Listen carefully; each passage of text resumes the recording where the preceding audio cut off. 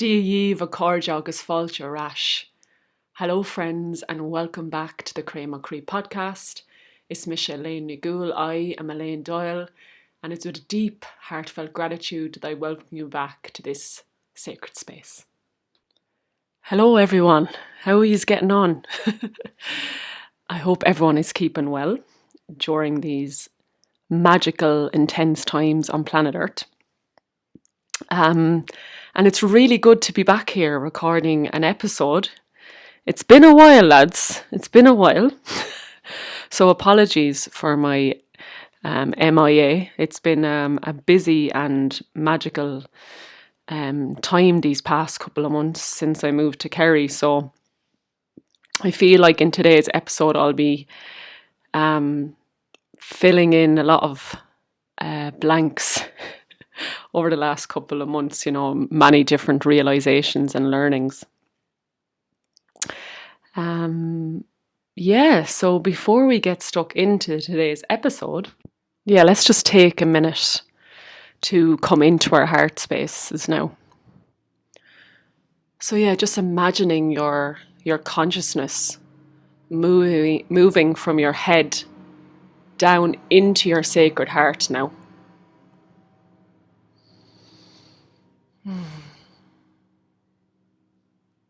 The place where your soul resides, the gateway to God and heaven. And just allowing yourself to receive here in this sacred space that which your soul came to receive. And just allowing yourself to be present for the next hour or so.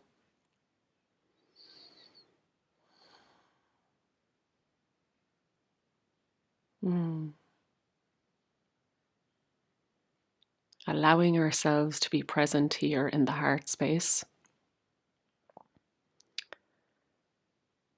So apologies if there was some background noise. I live on a hill and there's lots of tractors and farm machinery and things around, so it's all going to come true, and hopefully the magic of this land comes true as well.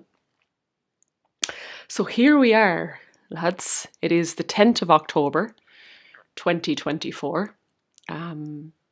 It's really hard to believe that we're at that time of the year again. That time of year where we're coming into the dark half of the year. Samhain is approaching. So this time of slowing down and rest, cocooning, hibernating, inner work, creativity, just really nurturing and nourishing ourselves. So because we're at that threshold of coming into winter, on today's episode I want to talk about a motto or a mantra that I've been using now for the last while is, how can we soften and simplify our lives?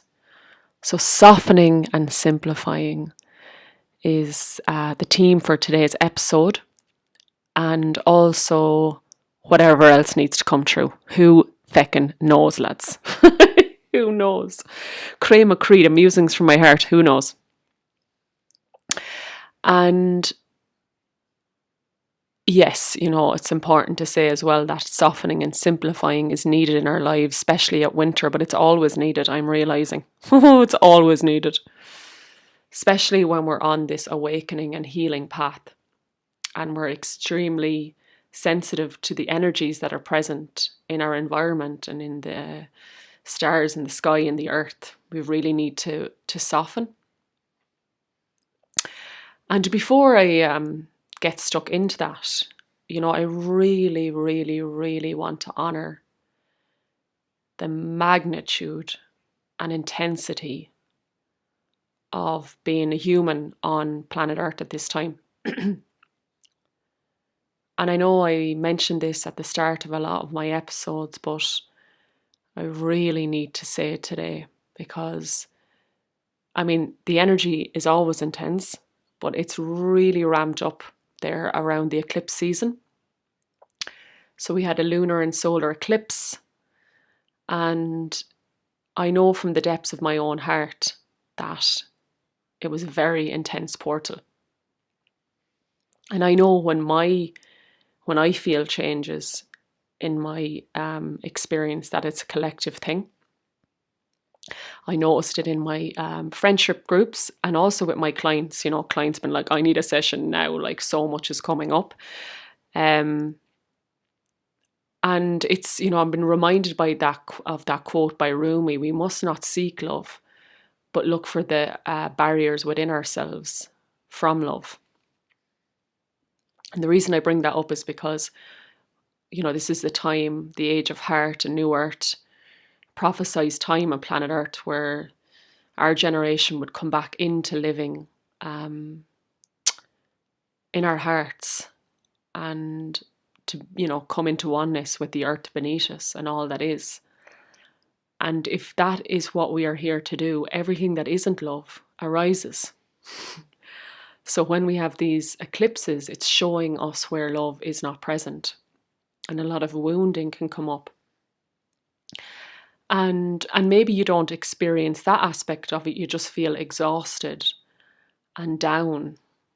My sleep the last few weeks, a lot of my friends and clients are experiencing the same thing. And there's a lot of people on Instagram who do energetic updates, which is really helpful. And they're talking about, solar flares and different things happening in astrology that affect us. So it's just really, really important to be like super compassionate, super soft with yourself right now. You're doing absolutely amazing. You're doing absolutely amazing. And, it's okay to be not okay.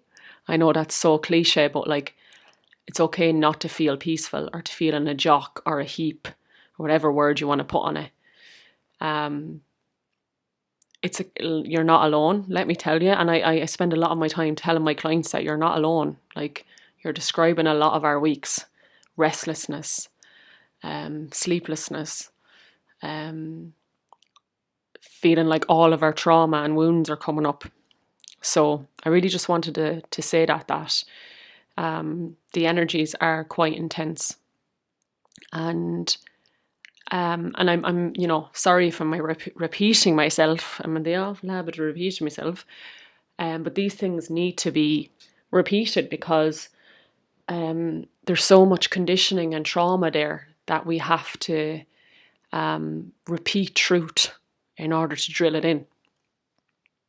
And the truth that I want to share is that if you're, and you are because you're here, if you're on this healing and remembering path, it requires a lot of spaciousness for your process. And this is part of the softening and simplifying theme for sure. I was with a group of people a few weeks ago at a mushroom foraging workshop, and afterwards we were talking and I said, like, I just don't believe any woman should be working 5 days a week. And a man said, and I don't think men should be either. And I was like, I totally agree with you. I'm just speaking for women because I am a woman. And if that's an option for you to slow down, I mean, I feel like one of the deepest Irish ancestral traumas is burning ourselves out.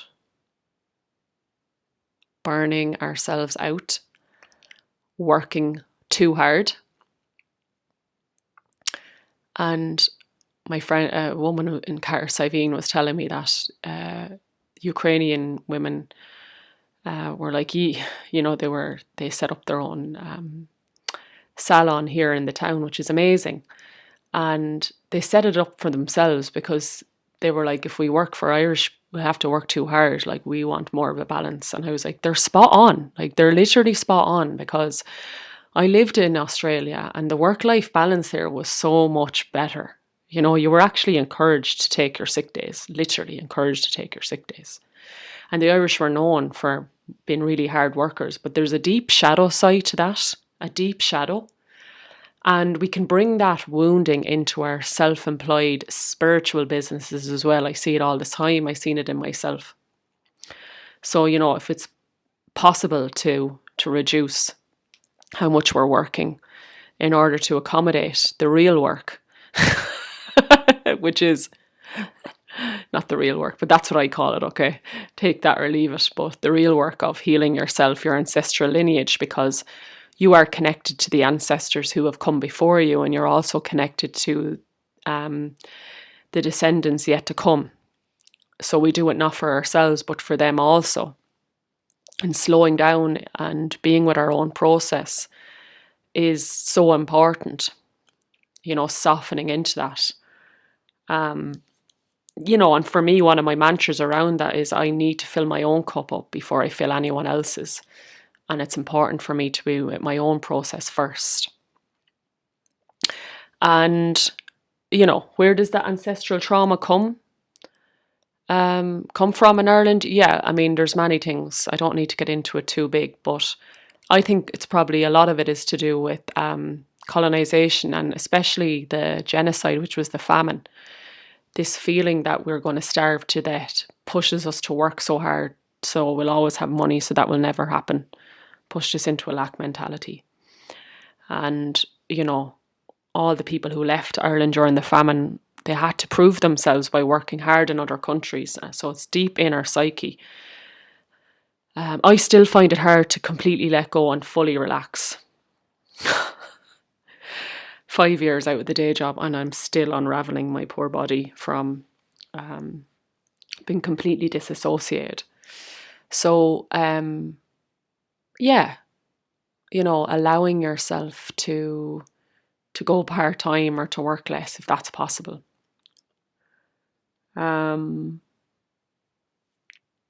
Softening and simplifying. Where else do I want to go now? Crack agus ceol. So yeah, I think it's August the last time I recorded an episode, and one of the reasons for that is because I really immersed myself back in community. So if people, were listening to my other episodes when I was in East Clare, I was really in the fucking depths of it. I needed complete solitude to really unearth core wounds in order to plant seeds of worthiness and love so I could make it to Kerry. We can't, it's like, here's an analogy, right? I think that's the right word. If I was to just go out and plant seeds over last year's harvest without rooting up the old roots, the plants wouldn't grow, right? The vegetables wouldn't grow. You have to pull out the dead roots in order for new plants to grow. And it's the same with love or power or sovereignty. We have to pull out the old roots of self-hatred and wounding to plant seeds for our new life, our new way of living and love. And that's shadow work. And I spent a lot of time doing that this past year, really. And specifically, I did a lot when I was off-grid in Clare. A lot of time on my own. And in August, and I really feel connected to Lou, king of the Tuatha Dé Danann. So that was the time I came out of my hibernation to celebrate Lunasa. And oh my goddess, I just realised, lads, that there is a sense of joy and nourishment that you get from proper tribe. Like, I'm talking like proper tribe and community. I like to call them the deer tribe. That I just don't know if you can ever find on your own. So that's the part of softening, is that like allowing community in again, allowing yourself to be around your people, because that will bring you into love and crack agus ceol. And that's a big part of softening, I think, when we're on the path, because we might have had, like I did, a decade of drinking and being out in nightclubs, and then we go on the spiritual path and that isn't for us anymore, and it can become very serious all of the time. You know what I'm talking about. And Crack agus Ceol is so important. And it's a part of our soul essence as Irish people, crack. Like, we're known worldwide for our crack. Now, there's a massive shadow side to that, as we're all aware of, alcoholism and all that. But there's a there's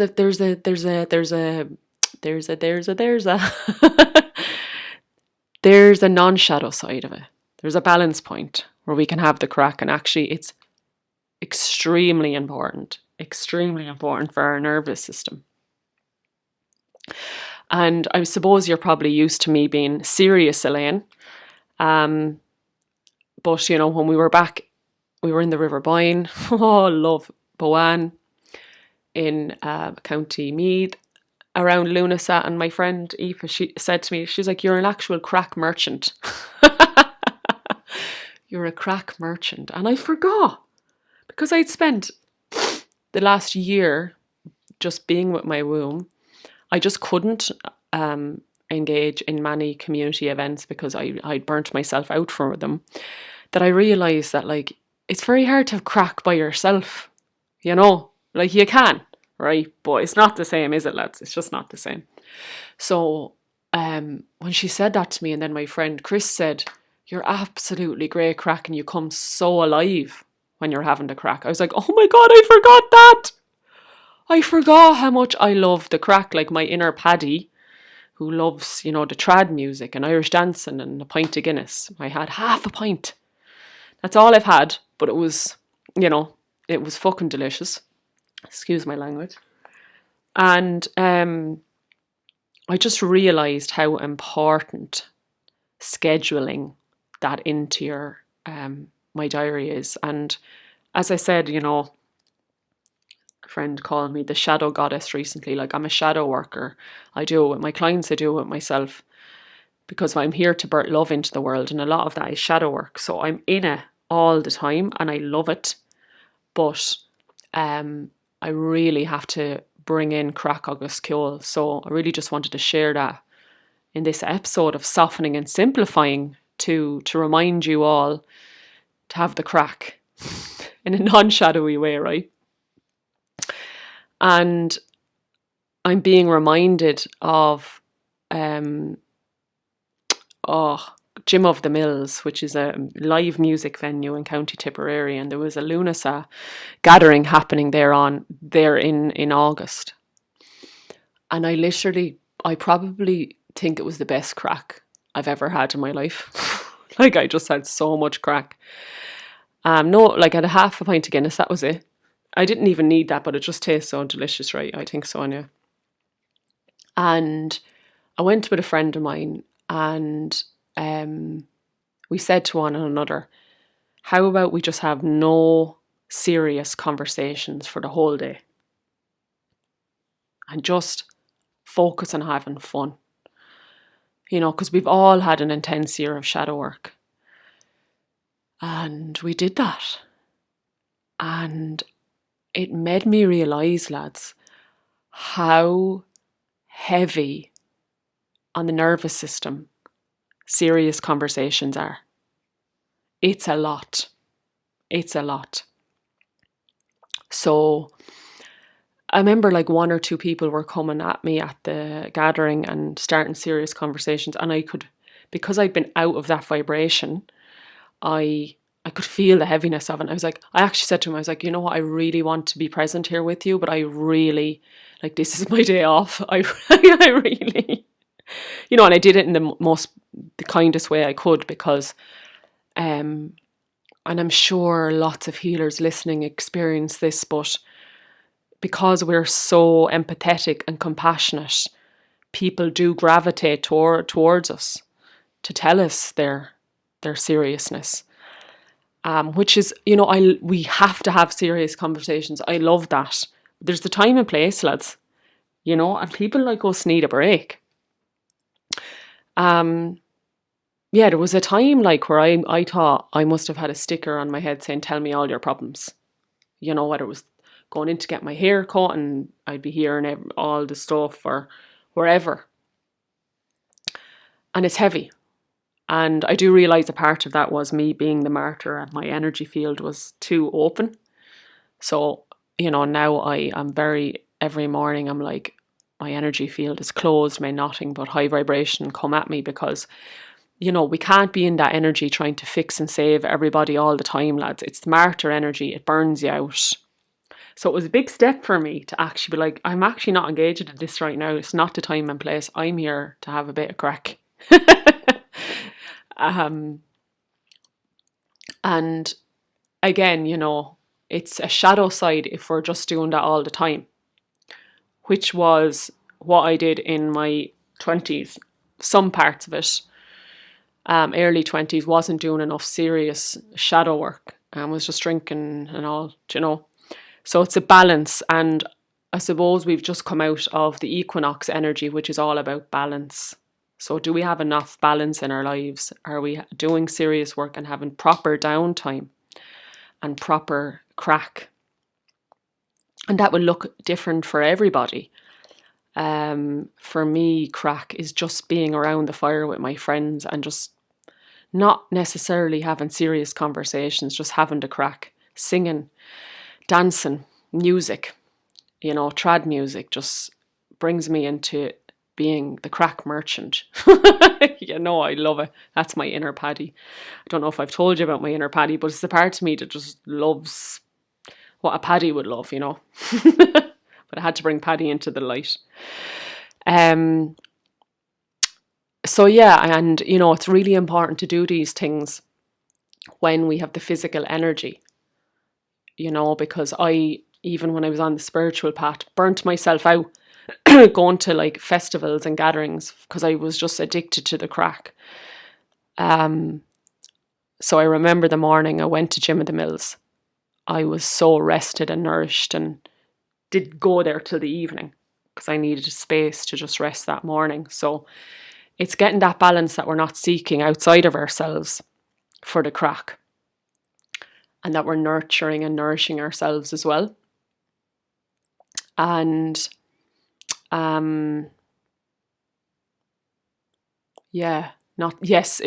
was I thinking of there? In one of my recent episodes, I talked about, John I had quoted John O'Donoghue's book, Anam Cara, a few times around the importance of solitude and not seeking outside of ourselves that which we can only give ourselves. So this balance of not being codependent on community or the crack or people, and sourcing from within. And that's really important. And I realised I'd spent a lot of time this past few months and year sourcing from within, finding the infinite supply of love within my own heart. And when I re-entered community in August, then it felt even more nourishing, because it's not just filling a gap within me. That gap is filled, and then the community now overfills me and I'm flowing over. So that is just a magical feeling. So it's an ebb and flow of seeing, am I sourcing enough here? Am I outsourcing? And I've noticed the balance got out of kilter a little bit at times over the past few weeks, because I live in Kerry now, in West Kerry, and it's a trek, and I just had a few different things on that I needed to go to, family events and gatherings, and I realised that I was nearly burning myself out again, because I need an awful lot of time of solitude and space for my own process.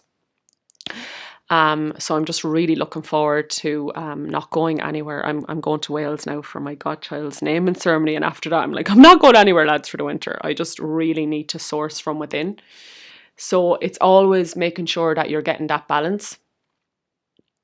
And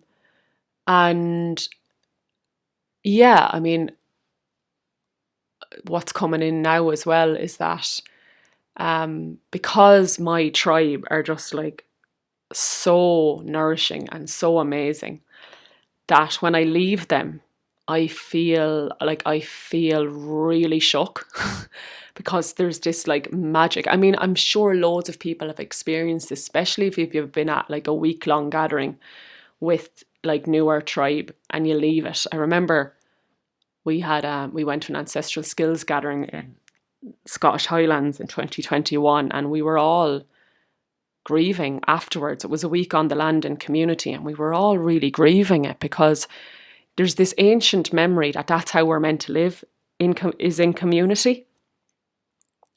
And I suppose I'm just saying this because I've noticed a few people talking about that, like they feel really a bit shook then when you come out of deep community like that. And I think that's a very normal thing because, as I said, we're so wired nearly to be in community like that. And the reason I'm saying that is because I got a bit worried. I was like, oh, am I getting codependent here because I'm absolutely in bits having to leave community? But it was more so the grief of how nourishing it is to be in community like that. And there is also remnants of codependency still in my system that I am peeling. Ambivalent attachment growing up where it's hard to be around people and then it's also hard to be on your own. So that's a whole other podcast episode in itself. But yeah, you know, the theme of softening and simplifying is, I suppose, like how it's connected to community is like allowing ourselves to be held within community, making it a priority because it really brings so much, I believe, to our lives. It's irreplaceable, you know. And I suppose when you read Anam Cara from start to finish, that's what he's saying. You find the Anam Cara, which is soul friend in the external, you also find it within yourself. And there's the balance and the importance of both. Yeah. What else about community?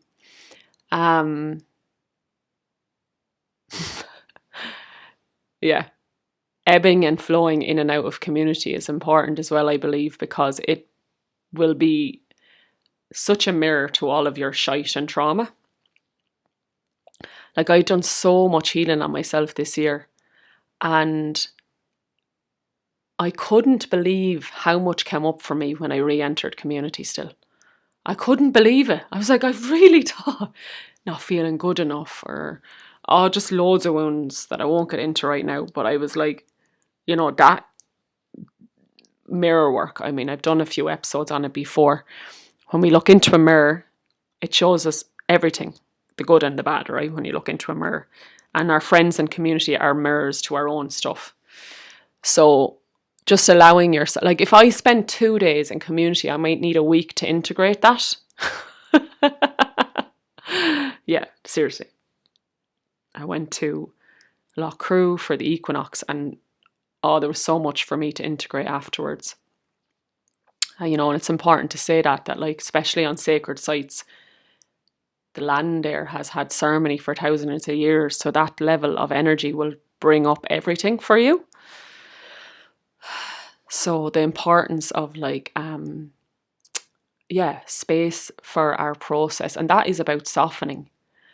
You know, it's really giving ourselves space, because if things come up, but we don't have the space to journal about them and integrate them, the wisdom is actually, or the learning, or the experience is lost. I think I've talked about this before, but it's very important to carve out that time and to soften the ego, because you're not going to be like, oh, I got this, and this done today. So we're like, oh, I actually spent the day on my process, and that's a priority. We have to realize that that's a priority. Yeah, like yesterday morning, I wrote 12 long pages of journaling. It was just many things that had come up the day before. You know, and softening to that, allowing that. And this is where the ego, as I said, really needs to lie down and take a seat, because the wounded masculine and the patriarchy sees our success as how much we've achieved in our day and doing all the time. And this is the time of the new earth, is the coming back of the divine feminine, which is softness and slowness and lots of other things, but softening and slowness and being in our body, being intuitive, receiving. So the return of the feminine is what will heal and bring things back into balance. And that means slowing down and being with our process rather than constantly doing, constantly on the to-do list. And like I have to scrap the to-do list sometimes. And you know, lads, most things can wait. Like, I mean, it's different if you have children dependent on you who need to be fed, but a lot of things can actually wait, I'm realizing. So that's, you know, the softening and simplifying, right? I was just making sure I was finished on that last thread. Yeah. I cannot get over how much I was still overcomplicating my life and burning myself out. Right? And I, really connected with the divine feminine energy in 2019. So that's 5 years ago. And I'm still seeing where I wasn't honoring my female human body and going against my body.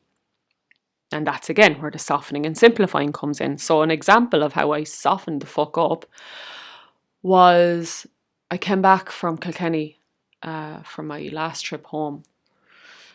Well, no, my second last trip home, and I was burnt out from the drive. It took me 6 or 7 hours because I had stopped to have lunch and things like that.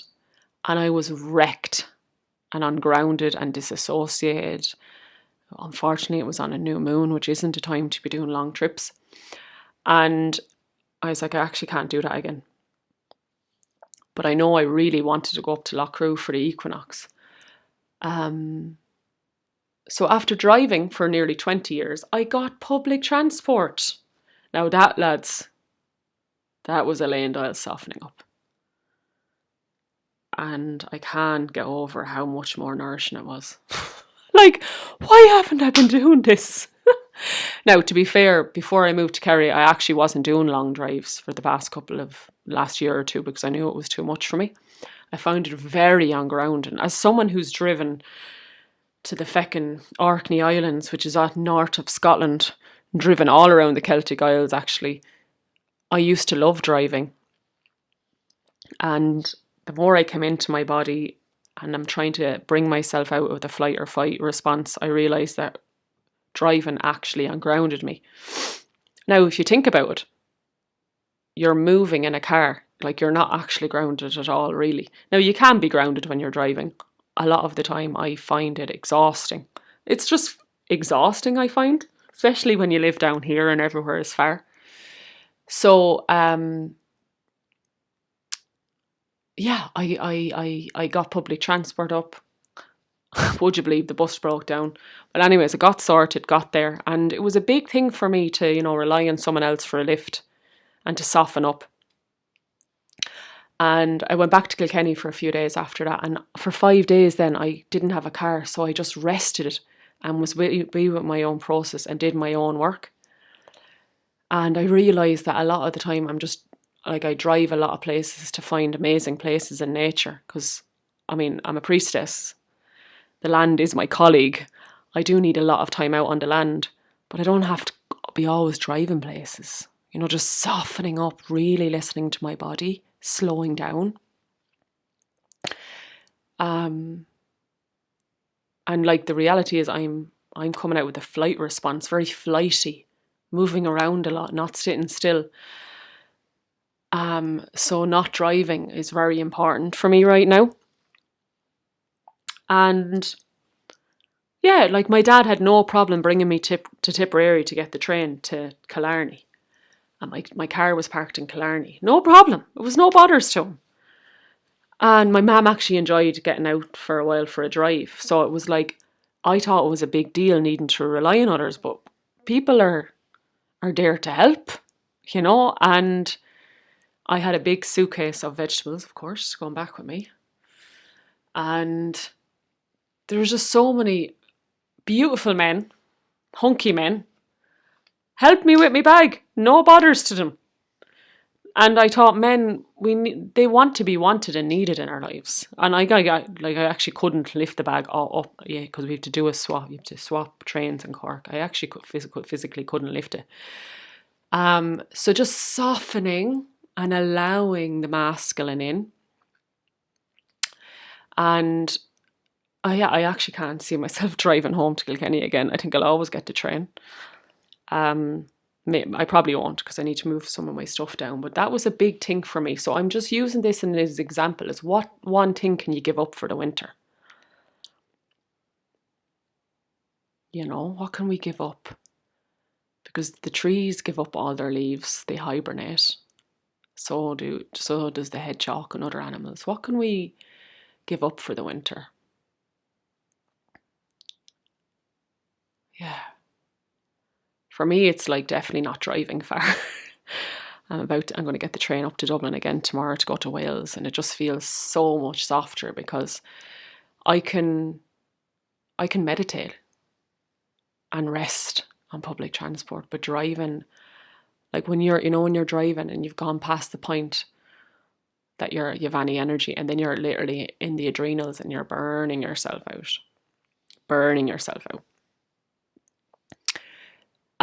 So I'm going to put a bit of a lockdown on myself. You know, when we had that 5K radius thing.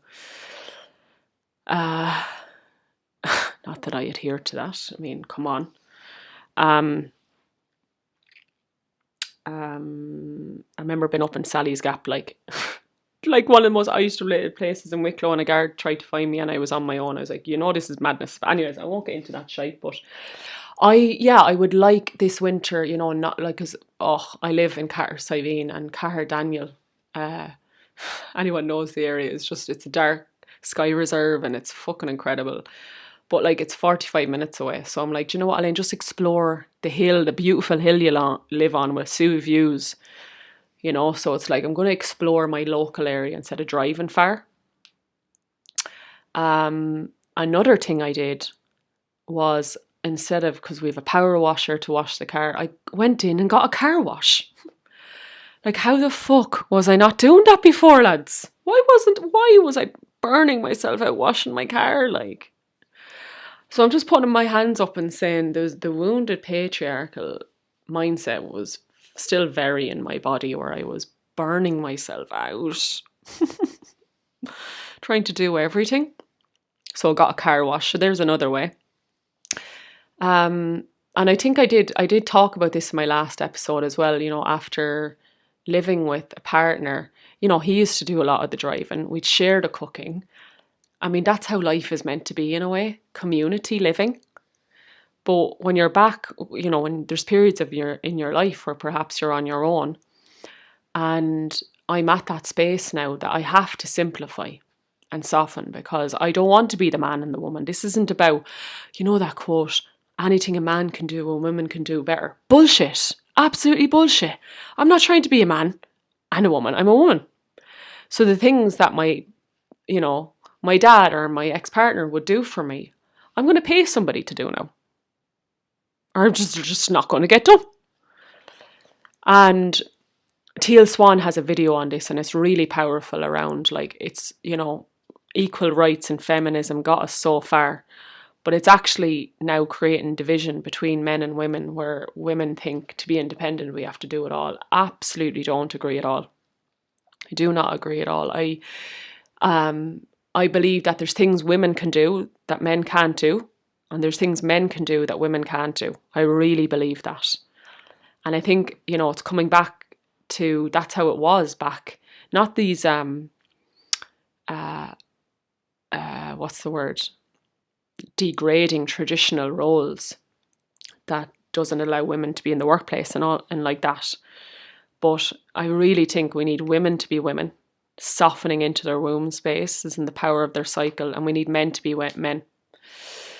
So now that I'm back single, I'm not in a romantic relationship, and my dad doesn't live nearby to do, you know, practical things for me, I really had to soften. Really had to soften and know that I don't have to do it all as a single woman. I actually don't. at all. And there's, you know, even just getting my dad or my friend to give me a lift when I get off the train and things like that. And I'm a little bit embarrassed, lads, that it's taken me this long to soften up this much. Like, fucking hell, this should have been happening years ago. You know, I'm saying I'm a channel for the divine feminine and all, you know, and I am. But I just want to honor that, like, wow, it's taken a while to really unravel. And I suppose a part of this is being a Taurus as well. Okay, a Taurus is ruled by Venus, liking things a certain way, especially my food. Like, I like my homegrown organic food. I like every meal cooked from scratch. I like, you know, materials that are organic and raw and natural. I like things a certain way, which also burnt me out. So, I've been getting takeaways, or I got some Happy Pear ready meals, which are like really healthy and delicious. That's a big deal for me, and it's even hard to say it on a podcast episode because I'm like, whoa. Because yeah, like there's just days where I would be either bleeding or absolutely exhausted, where if I was to make a meal from scratch, it would burn me out, which is counterproductive because you're trying to nourish yourself through food. You know, having a takeaway and blessing it, I believe, is better. And on those days where I did that, where I got the Happy Pear ready meal and I had, you know, I fried some cabbage or something on the side, I just felt so relaxed in myself because I didn't have to cook.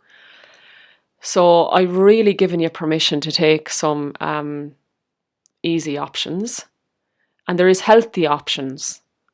You know, like there's healthier, easier options, like whatever it is. Or even, you know, I did some food prep when I did have energy and froze 4 curries. So just simplifying things. And the reality is, like, all the amazing meals I had when I was with my ex just aren't happening. Like, they were incredible, raw, vegan, just like some of the best meals of my life. But we were in conjunction making them, and just letting that go for now. Trust me, I'm having absolutely amazing meals now too.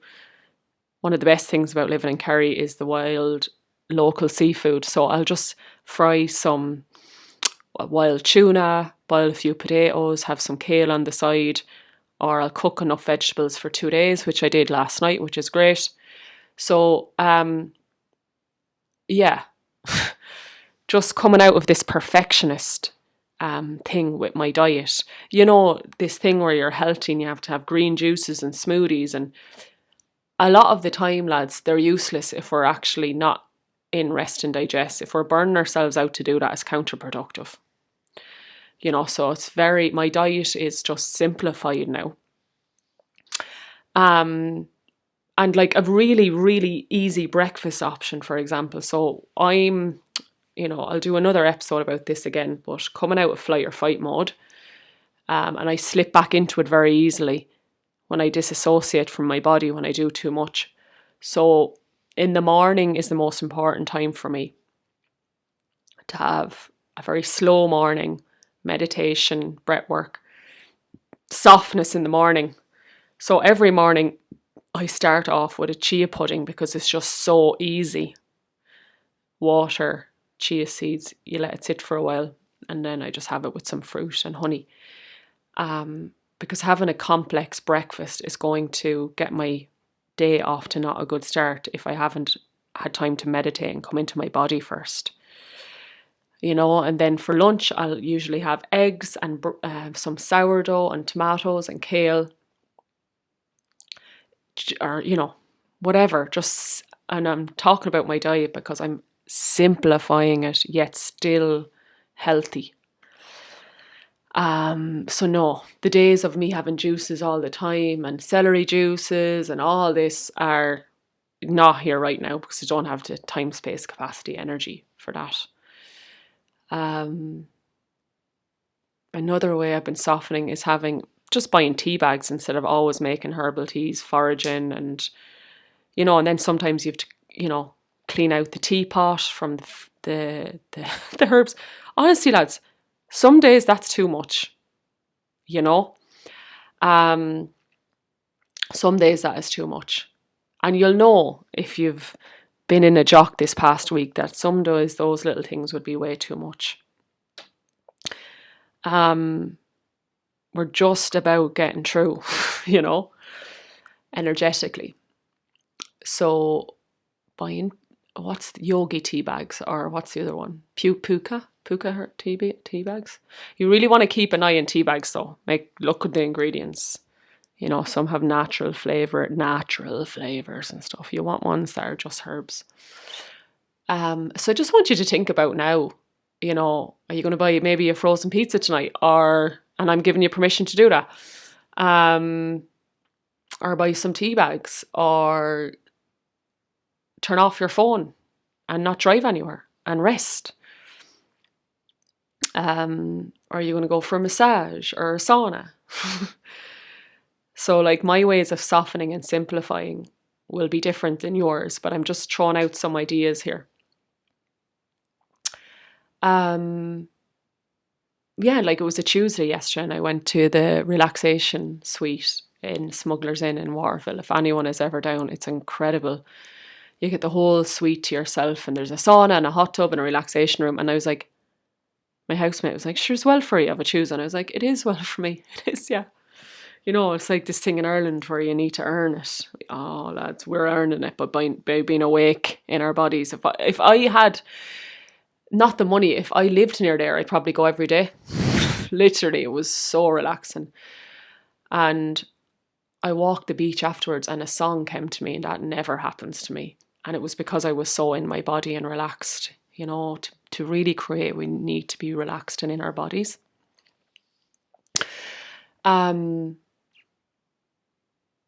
Yeah. And that reminds me of another softening, which is I don't do cold water swimming all the time, which I've probably mentioned before, because I realized it can bring me back into the stress response unless I'm really properly grounded. So what I've realized this past year, if what helps my nervous system more than cold water is warm water. Fire, sauna, hot tubs. That grounds me way more than cold water. Now, to be fair, there was a heat wave in Kerry a few weeks ago, not that long ago, like around the 20th of September. It was 24 degrees and wow, did the waters really ground me because they were warm and it was warm outside. That was very grounding. But I mean, a lot of the time in Kerry, it's not warm, or anywhere in Ireland, you know, and you can easily be slipping into it's a flight or fight mode, and it can be a lot for your nervous system. And healers said that to me. They were like, these sacred waters are really helping you energetically, but it's a lot for your nervous system. So I just get in now when I'm really guided to, and that's by checking in with my nervous system. But a lot of my womb healing occurred through heat, really brought me into my body. And everything that I create from Triple Spiral Healing, from the Cray McCree podcast, everything that I put out there, is because I'm now more grounded in my body. You know, Triple Spiral Healing wouldn't have been birthed if I didn't come into my womb and my body. Because you know, that's where we create from, is our body, not our head. Like, so I'm talking about soul work. Soul work is birthed from our heart and our body. We have to, it's so essential that we come in and down into this body, this human body. And just on that, I'm going to have some tea to nourish my body. So that's another way.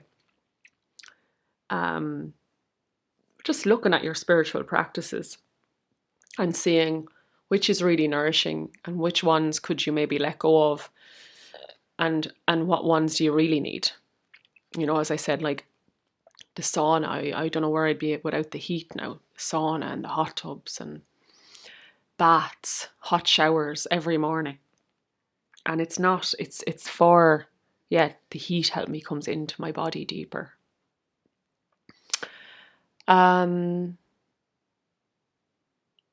Yeah, softening. I'm just trying to think what else. There's lots of different things. Yeah, I suppose I just realized that where was this coming from? This inability to soften. I think it's because like growing up and going to school when I um I did something I didn't want to do, and been in the patriarchy where at times not wanting to be in the day job and college, and I suppose you're built to this in this way that you have to do things you don't really want to do or are really good for you, and that's just how life is. You're hardwired then to suffer a little bit. I think that's what it is, lads. I was so used to going against my body that I was actually up until recently and still find myself doing it. And that's where there's awareness. And this is why I'm doing a podcast. And I will listen back to this podcast myself to remind me to soften, So, for example, so you're hardwired to suffer or to do things you don't want to do. So it's like, I don't really want to clean my car, but I will. Actually could just go and get it done. And I think there's the lack mentality as well. Was coming in there as well. Actually, no, I'm going to pay somebody to do that. Or so this hardwiredness to suffer made me do things that were actually not really feminine or not really nourishing. You're like, I'm wrecked. I don't really want to have to cook my dinner from scratch, so I will. But I will because I don't really want to go to school, but I will because I have to. So it's actually like this realization when I was starting to really soften up. Oh my God, I'm allowed to actually do what feels good. And I'm actually allowed to just leave that weight, leave the washing. I'm not even going to wear those clothes. I can wait. And I see this with my mom. It's like constantly doing, constantly, if you are like looking after a household, there's always more to do, but like just letting it get messy, lads. Just getting it, just let it wait, like, until you have a bit more energy. So I think there is some core wounds we have to look at here. If there is resistance to softening and simplifying, and yeah, I mean, for a lot of people, it's probably something similar where we're just used to going against ourselves and we're used to doing things that we don't really want to do. And look, this is the reality, right? There is so much we have to tend to as humans. There just is. If you want to drive, you need to sort out car insurance. If you have children, then you need to feed them and look after them. There's just lots of different things we have to tend to.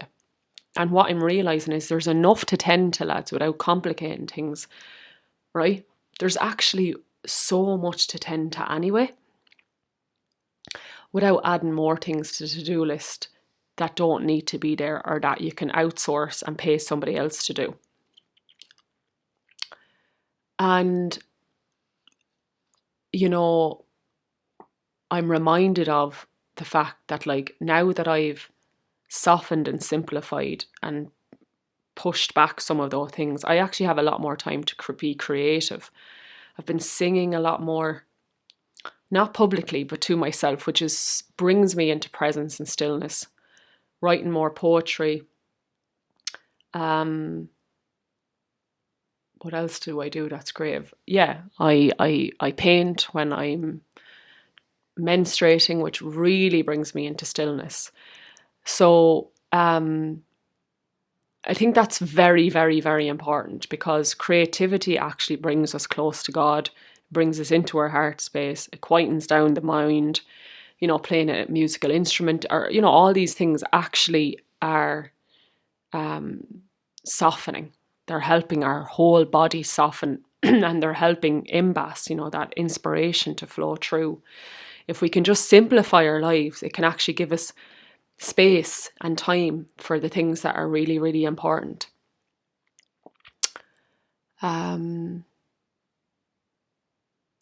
Yeah, creativity, so important.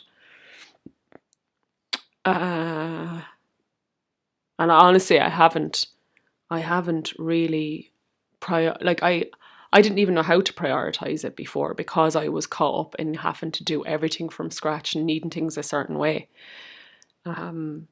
That, like, you know, for me, if like it's my godchild's naming ceremony and I just sat down and wrote him something, or for my friend's wedding, I wrote them a poem. Like, if someone asks me to do it, I can write a poem, but do I sit down and do that without being asked? I don't, but I need to. Do you know what I mean? I realize that I'm not creating enough structure for my own creativity to flow through. Your soul needs structure for it needs a stage to share its wisdom.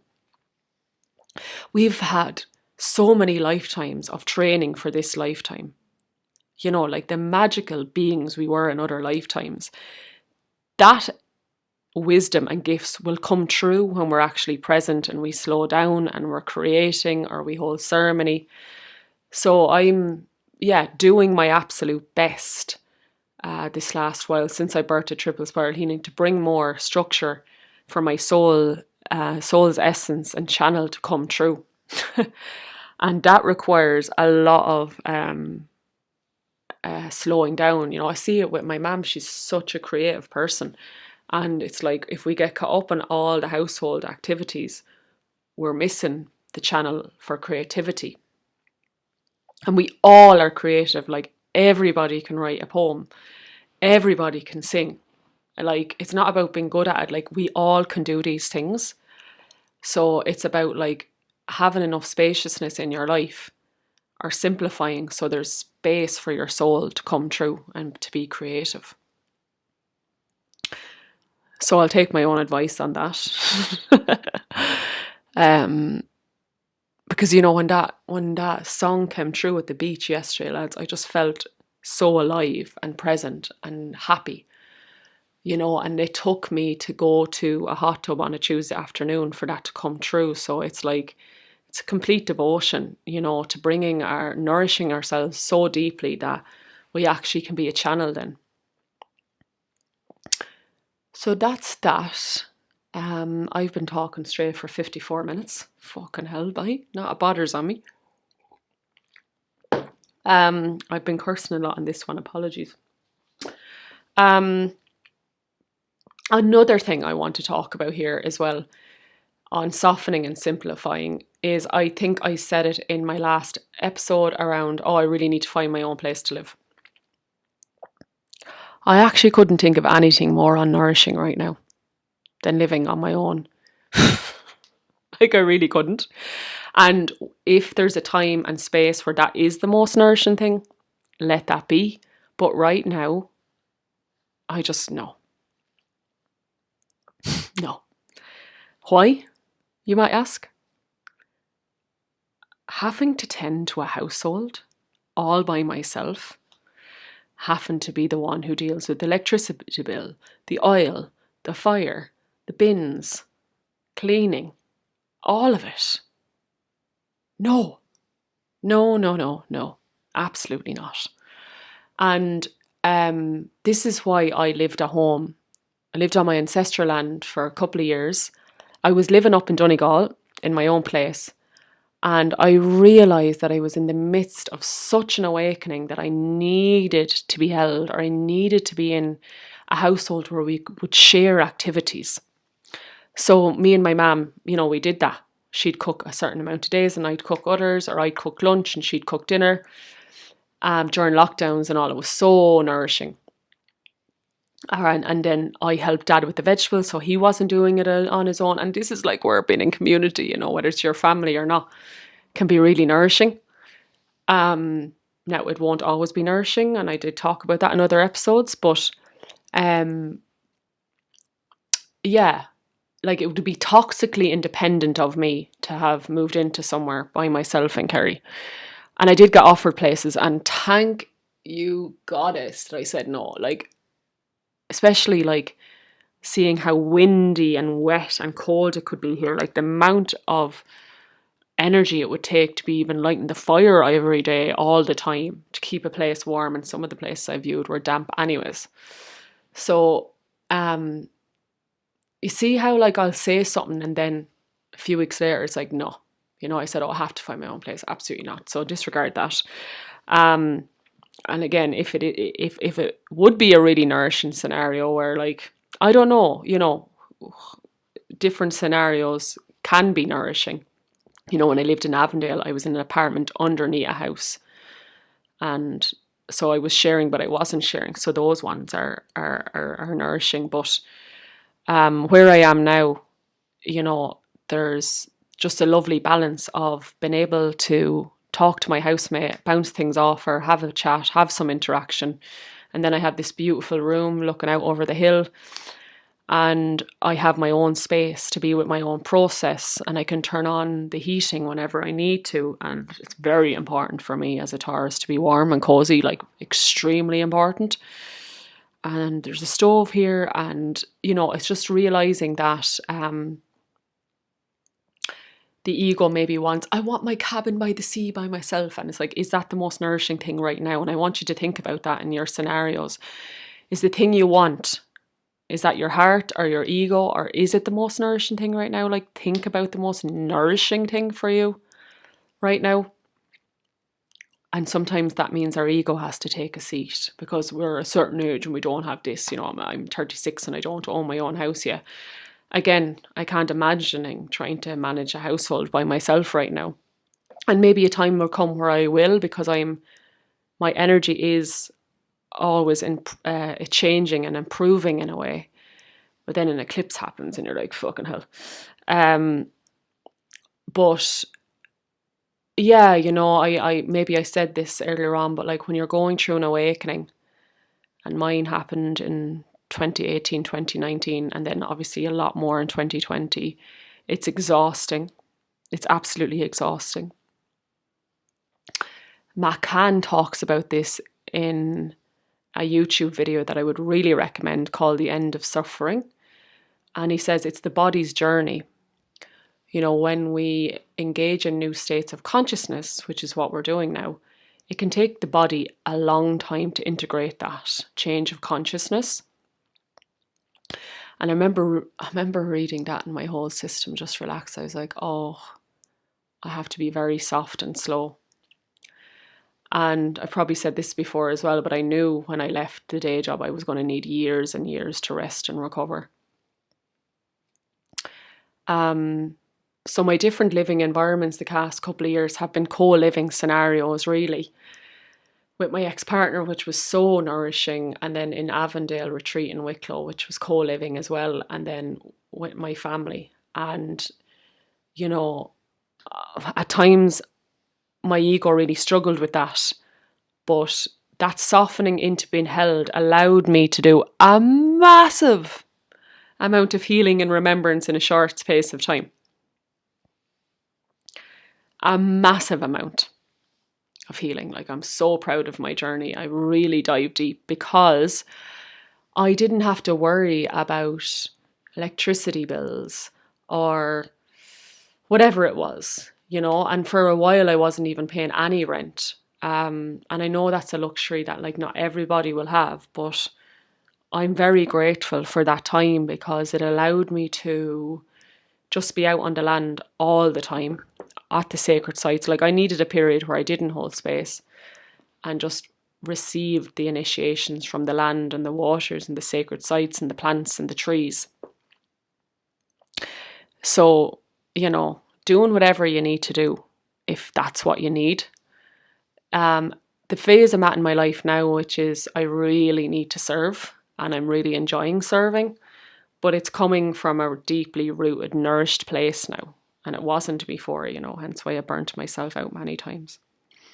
But still, you know, I don't take on loads of one-to-one clients or anything, because I know I need a lot of spaciousness for my own process. And that's why working for myself is really beautiful, because you get to get that balance. And I'm sure there is jobs where you get to have that balance as well. My friend has a really beautiful job where he works part-time and starts in the afternoon, and he works with people with autism. And yeah, like, so there is jobs out there that we can get that balance with, which is amazing. So I'm just going to tune in to see if there's anything else on softening and simplifying.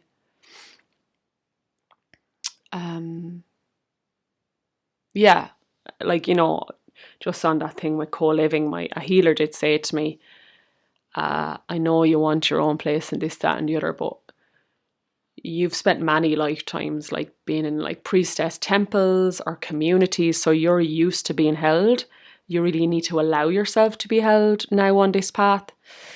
Um, so yeah, I'm just saying that because maybe that resonates for you too, and I think especially as women, if we're worrying about having to pay, rent plus all the bills by ourselves, and we're looking at, €1,000 a month or more, or even more, depending on where you're living in Ireland, that can sometimes push us into having to hustle or work when we're bleeding and things like that, So it's just like softening and calling in scenarios that will actually serve us better, but allowing the ego to take a seat,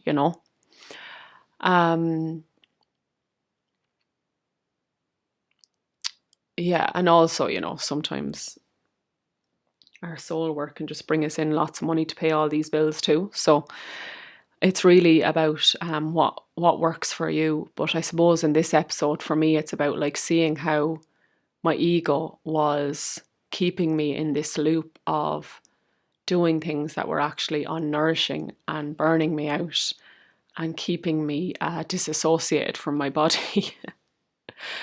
So yeah, softening and simplifying. Yeah, I think there's probably loads of examples there. And as I said, I do think it's a really important time to be thinking about this as we come into winter because, with the nights getting shorter and the weather, it is a time where we want to just feel nourished within ourselves. And it's funny because a lot of people leave Kerry. Well, a lot of people I've been talking to leave Kerry for the winter and go to like India or Spain or something. Like many people I've been talking to, even locals. And the woman in the post office says to me, "Oh, yeah, I don't know why to do that. This is a time for rest." And I said, exactly. I did it when I lived in Australia. I'd come back to Ireland when it was winter there and it was summer here. I never had a winter for years, hence why I burnt myself out. It's really important to embrace winter, lighting the fire, and like I'm really excited for it. It's actually really sunny here today and I'm like, oh, I should get out. I should get out. Actually, no, I need to rest. So it's easier rest when the weather is shite, isn't it? That's an Irish thing, but anyways. So just softening into the winter months, because when we are nourished and rested, it's a beautiful time to create or do some deep shadow work as well. Yeah. And yeah, just thinking of ways that, as I said, in your life, it will look differently, of what things could maybe fall away, or where you need extra support, which is the softening, is asking for support and receiving support and allowing yourself to receive support and allowing our ego to take a seat. Yeah. Another thing I wanted to mention actually before I finish up, because I know we're past the hour mark now, is I suppose if you'd listened to my episode on off-grid living, I talked a lot about like how amazing it was to be off my phone, because I had no signal when I was living off-grid, and I realised how much I was outsourcing on my phone. And what really helps me soften is to not be on my phone. So now I'm back. I'm living in Kerry, and I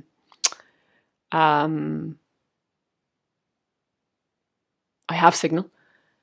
But what I've started to do, lads, is like leave my phone either in my car, which is outside. Obviously my car is outside, but it's actually down the road because I can't park right outside my house. So it's a trek if I want to get it. So I just leave it in the car overnight, or I leave it downstairs and leave my laptop downstairs. And that really softens my body, because I am becoming even more allergic to being on my phone a lot. I'm not on it half as much as other people, but even when I am on it, it stresses me out. I was someone who gave up my phone for Lent when I was a teenager. I really do struggle with it. I love human connection face to face, but the amount of unread messages I have, lads, you wouldn't believe it. And just allowing yourself that. I think this, on WhatsApp, you can tell if someone has seen it. We're meant to be constantly available. People feel guilty when they don't respond to people. It's just not right, lads. It's actually not right. It's an invitation if someone reaches out to you, but you don't have to be in constant communication with people all the time. Or even sending a message saying, I'll get back to you when I have the spaciousness. But we're not, like say it was a wild, wet day and you just wanted to have a quiet day in by yourself and not see anyone, especially when we're on the healing path. There's days where we don't want to see anyone, right? But like if you're in a group message or with 10 people or 20 people and you go into that group message and send a message, you're inviting all those energies in your door when you actually want some quiet time. To me, it's the same thing energetically. Or for your WhatsApp and loads of people, you're inviting them into your energy space. You might as well be opening the door and letting all these people in, which isn't softening and simplifying. So I think we need to be extremely mindful of our energy, especially with our phone. And I do practice what I preach with that one. And sometimes guilt comes up and then I just have to say, you know what, that's not mine. Because a lot of wounded inner children get triggered within us all when someone doesn't respond. But we can't always buffer that by them responding and then my wounded inner child isn't triggered. We need to be with that trigger. What's that bringing up for us? And luckily, a lot of my friends are like me and they get back to me when they actually can. So I have to be with that wound when that arises for me too. So that was just something I wanted to mention. Because I know it came up a lot in the off-grid living episode, and I'm doing my absolute best with it, keeping boundaries with technology. I sometimes do really badly and my body suffers and I become very ungrounded. As I said, some people can navigate Instagram, WhatsApp, their phone without becoming dissociated and ungrounded. Right now, I struggle with that. So it's not about the device, it's our relationship with it, I suppose. But I do think this thing where we should be constantly available on WhatsApp or all these things is really unhealthy. So allowing yourself boundaries, and communicating that with your friends. People know now what I'm like. I'm all for in-person real talk, when we actually have the spaciousness for it.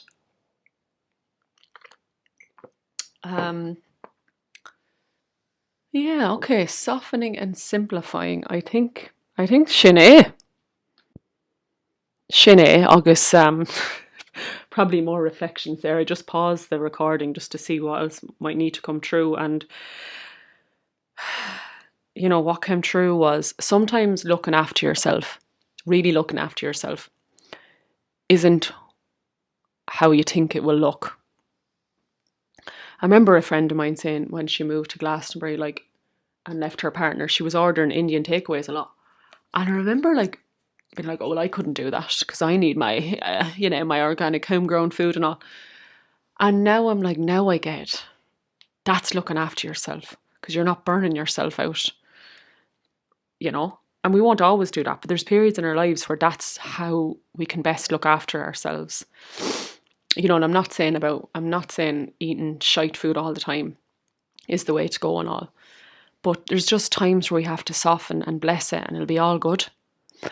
So that's what I'm realising. Sometimes looking after myself in the most nourishing way isn't how I think it will look. And it's definitely not how my ego wants it to look.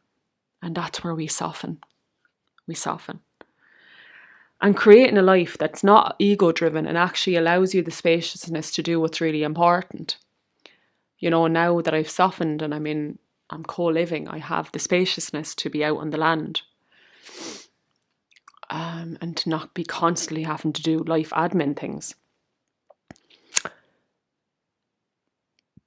So yes, there we go.